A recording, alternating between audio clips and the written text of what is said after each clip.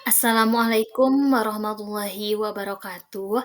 Perkenalkan, nama saya Siti Jenab sebagai tutor mata pelajaran ekonomi di PKBM Bina Pandu Mandiri Ciamis. Pada kesempatan kali ini, di kelas 11 semester 1, saya akan membahas materi pertumbuhan dan pembangunan ekonomi. Simak baik-baik videonya ya, warga belajar semuanya. Materi yang pertama yaitu tentang pengertian pertumbuhan ekonomi. Pertumbuhan ekonomi merupakan peningkatan kapasitas suatu negara dalam memproduksi barang dan jasa dibandingkan dengan periode sebelumnya. Jadi, pertumbuhan ekonomi itu dapat diketahui dengan menilai barang dan jasa yang diproduksi dari tahun sebelumnya. Pertumbuhan ini biasanya diukur dalam presentase kenaikan produk domestik bruto atau yang sering kita singkat PDB yang mencerminkan peningkatan output ekonomi secara keseluruhan tanpa dipengaruhi oleh inflasi. Jadi, pertumbuhan ekonomi juga dapat diukur dari output ekonomi secara keseluruhan tanpa dikurangi atau dipengaruhi oleh inflasi. Yang kedua ada indikator pertumbuhan ekonomi. Jadi, indikator ini merupakan acuan apa saja yang dapat kita gunakan untuk melihat pertumbuhan ekonomi di suatu negara. Di sini ada 3 indikator. Yang pertama ada produk domestik bruto atau PDB. PDB merupakan nilai total semua barang dan jasa yang dihasilkan oleh suatu negara dalam jangka waktu tertentu, biasanya dalam jangka waktu 1 tahun. Nah, jadi indikator pertama untuk kita mengetahui bagaimana pertumbuhan suatu ekonomi di suatu negara itu dengan mengetahui nilai total semua barang dan jasa yang dihasilkan oleh suatu negara dalam jangka waktu 1 tahun.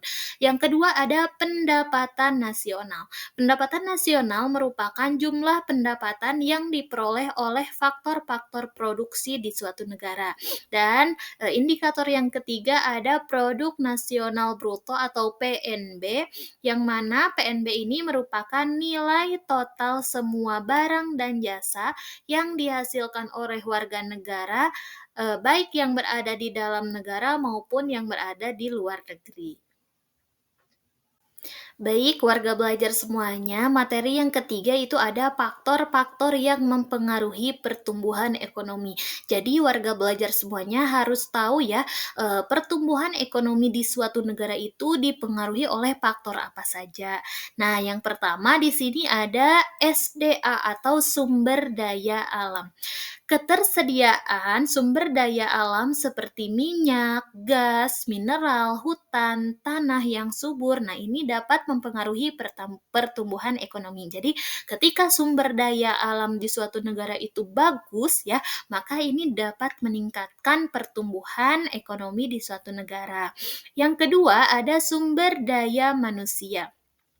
Kualitas dan kuantitas tenaga kerja termasuk pendidikan dan kesehatan yang mempengaruhi produktivitas. Nah, di sini ketika sumber daya manusianya itu berkualitas, maka ini dapat meningkatkan pertumbuhan ekonomi dan juga ini dapat mempengaruhi produktivitas penghasilan barang dan jasa yang mana ini dapat meningkatkan pertumbuhan ekonomi. Yang ketiga ada modal.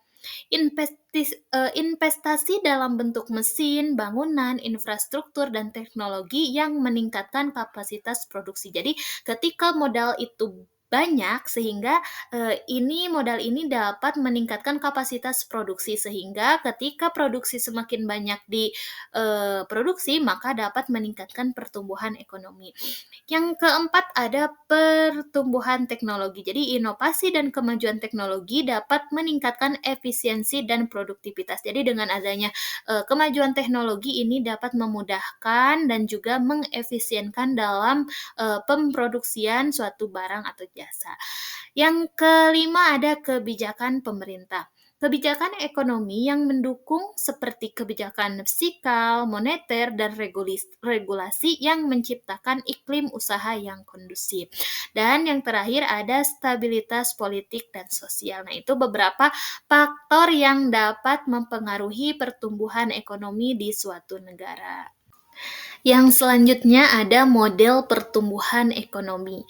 Model pertumbuhan ekonomi di suatu negara itu sangat beragam. Salah satunya di sini ada model klasik. Model klasik biasanya menekankan peran akumulasi modal dan tenaga kerja dalam proses pertumbuhan ekonomi. Tokoh yang terkenal dalam model ini adalah Adam Smith.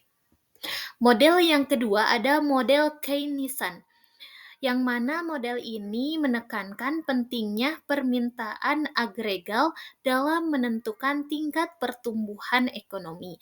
Tokoh yang terkenal dalam model ini adalah John Maynard Keynes.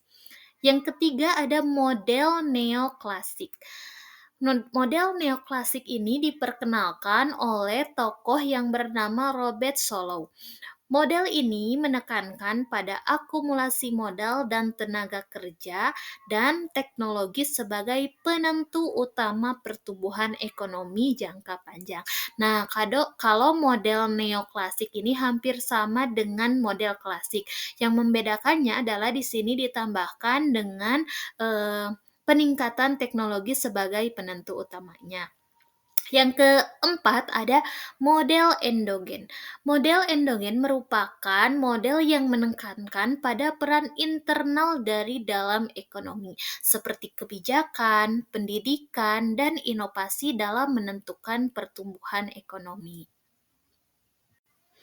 Nah, yang selanjutnya warga belajar semuanya, di sini kita akan belajar perhitungan pertumbuhan ekonomi, yang mana untuk kita mengetahui pertumbuhan ekonomi itu dapat dihitung dengan mengetahui pertumbuhan ekonomi pada suatu tahun produksi barang dan jasa atau pendapatan GNP atau GDP pada tahun itu dibandingkan dengan tahun sebelumnya.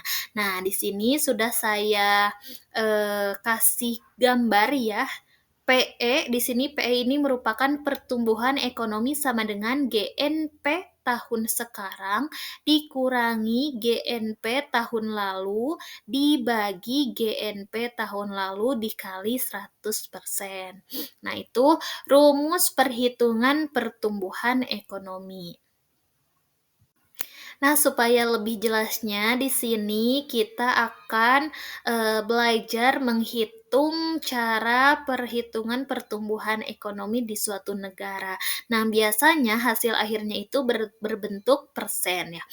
Di negara X diketahui jumlah PDB atau produk domestik bruto tahun 2023 adalah 435 miliar.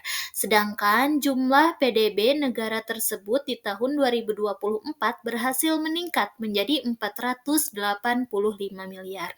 Nah, dari data tersebut dapat diketahui pertumbuhan ekonomi di suatu negara sebagai berikut. Ingat-ingat ya bahwa rumus dari perhitungan pertumbuhan ekonomi adalah GNP tahun sekarang dikurangi GNP tahun lalu dibagi GNP tahun lalu dikali 100%. Nah, di sini kita hitung dulu atau kita cari dulu GNP tahun sekarangnya itu berapa tadi? Ya, 485 miliar dikurangi GNP tahun lalu yaitu 435 miliar dibagi GNP tahun lalu 435 miliar. GNP tahun sekarang dikurangi tahun lalu yaitu 50 miliar dibagi 435 miliar dikali 100% hasilnya 0,11 dikali 100% hasilnya jadi 11%. Jadi peningkatan pertumbuhan ekonomi pada negara X itu adalah 11%. Nah, yang selanjutnya kita akan membahas mengenai pembangunan ekonomi setelah tadi kita membahas tentang pertumbuhan ekonomi. Pembangunan ekonomi merupakan proses perbaikan dalam kualitas hidup dan kesejahteraan ekonomi di suatu negara atau suatu wilayah. Pembangunan ekonomi lebih luas daripada pertumbuhan ekonomi karena mencakup aspek sosial, politik, dan lingkungan selain aspek ekonomi. Jadi, yang ditekankan pada pembangunan ekonomi ini adalah untuk meningkatkan kualitas hidup dan kesejahteraan ekonomi di suatu negaranya. Tujuan pembangunan ekonomi tak hanya mementingkan jumlah pendapatan negara, tetapi juga difokuskan terhadap kesejahteraan penduduk. Yang selanjutnya ada indikator pembangunan ekonomi. Tadi dikatakan bahwa indikator itu merupakan suatu acuan. Jadi di sini kita membahas acuan-acuan pembangunan ekonomi. Yang pertama ada pendapatan per kapita. Perekonomian yang dikatakan stabil akan berdampak positif pada angka pendapatan per kapita. Dengan naiknya pendapatan per kapita ini menjamin akan kesejahteraan masyarakat. Jadi ketika pendapatan per kapitanya itu sudah stabil, maka ini dapat dikatakan bahwa pembangunan ekonomi di suatu negaranya itu berhasil. Yang kedua, indeks kualitas hidup.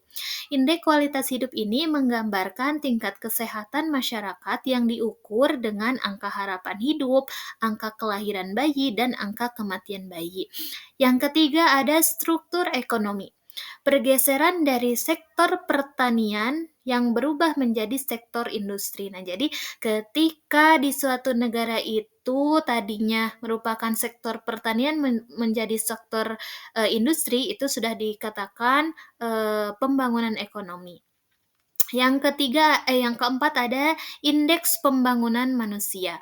Ditunjukkan untuk mengukur SDM atau sumber daya manusia. Komponen IDM mengukur kualitas hidup berdasarkan harapan hidup, pendidikan, dan standar hidup. Yang terakhir, kita akan membahas mengenai masalah pembangunan ekonomi. Jadi, setiap negara yang akan melakukan pembangunan ekonomi biasanya dihadapkan dengan berbagai masalah, baik itu negara maju maupun negara berkembang. Masalah-masalah pembangunan ekonomi diantaranya yang pertama ada kemiskinan. Kemiskinan merupakan sebuah masalah dikarenakan masyarakatnya itu hidup di bawah keadaan yang kekurangan. Jadi diharapkan dengan adanya pembangunan ekonomi ini dapat mengurangi adanya kemiskinan. Yang kedua, ketimpangan pendapatan. Semakin curam ketimpangan pendapatan mengakibatkan kecemburuan sosial yang berdampak pada perilaku kriminal. Hal ini diakibatkan dengan pemasokan pendapatan ke seluruh pelosok negeri itu tidak merata. Biasanya ada beberapa wilayah yang sudah memiliki pendapatan yang tinggi, sedangkan wilayah lain masih mendapatkan pendapatan yang rendah. Yang ketiga ada pengangguran. Pengangguran terjadi dikarenakan sebagian besar angkatan kerja tidak memiliki pekerjaan yang sesuai dengan keterampilan. Dan pengangguran juga bisa terjadi dikarenakan tingkat angkatan kerja yang semakin tinggi sedangkan lapangan pekerjaan yang tidak memenuhi ketersediaan lapangan pekerjaan.